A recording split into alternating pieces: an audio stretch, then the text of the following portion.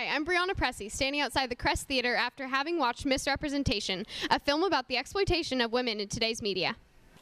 Among the major themes of the movie was the typical degradation of powerful women by the news media. Take, for example, the following clips which illustrate all too clearly the unfortunate representation of women by the most powerful members of the media.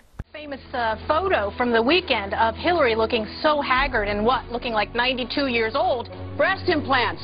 Did you have them or not? Because that's all over the internet about you in mainstream media.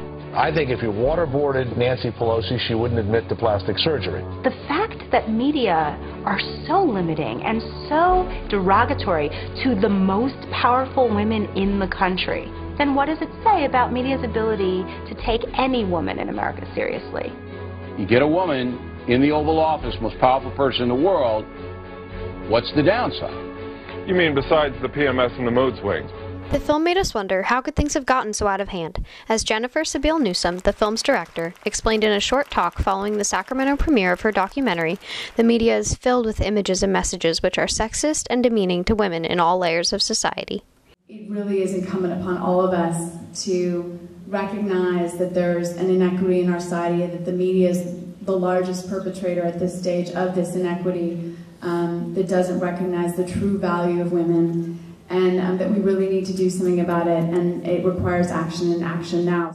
JCPenney understands that you don't like advertising for clothes. According to the film, a media controlled solely by one gender leads to the inevitable subjugation of the other. If you look at these smart fashion choices from Van Heusen, we're going to show you this. That way everybody wins.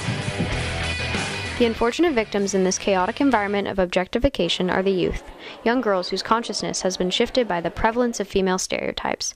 As a local Sacramento director explained in a short interview after the movie, overcoming the idealization of body over mind and personality is a moving experience for a young woman. By 1991, I graduated high school thinking that my body and my image was going to make me very successful. And I just fell into some traps I think that other teenagers wouldn't have fallen into simply because of how much media I was consuming. I'm an MTV generation kid, so I mean just constant, big hair rockers, lots of drugs, violence, lots of skin in the videos.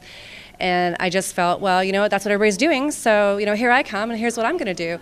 But is the problem really that dramatic? Tina Tedesco is an executive producer at News 10 here in Sacramento. She says that women have made significant gains in the workplace, particularly in the news media, over her lifetime.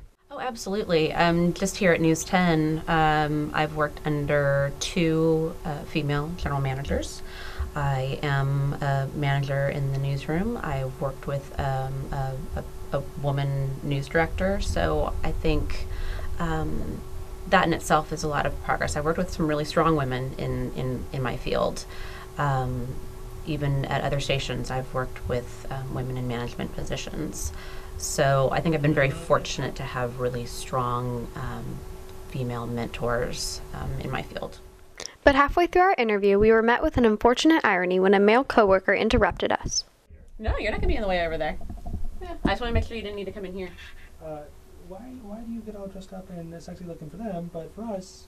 Oh, you did it because. Are you kidding me? You guys just see me day to day. You know what I look like.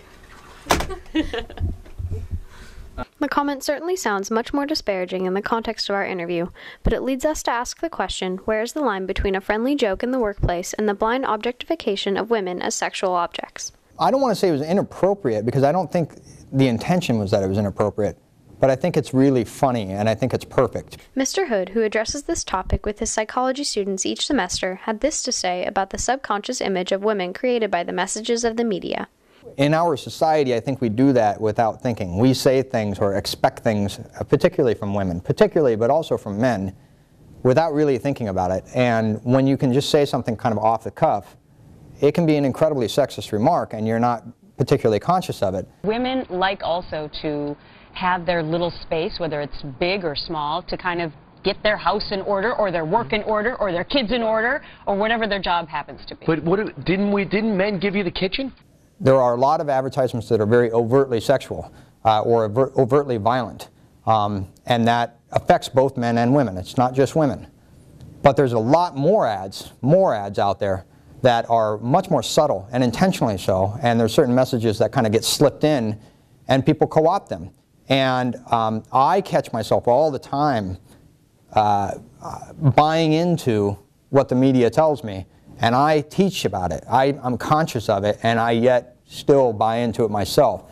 So my best advice, both men and women, be conscious of what you're looking at. When you look at an ad, actually look at the ad and look at what the message is saying as opposed to what it's selling, or in addition to what it's selling. That would be my advice. This has been Brianna Pressey reporting for KBFT Sacramento. My heart keeps beating like a hammer.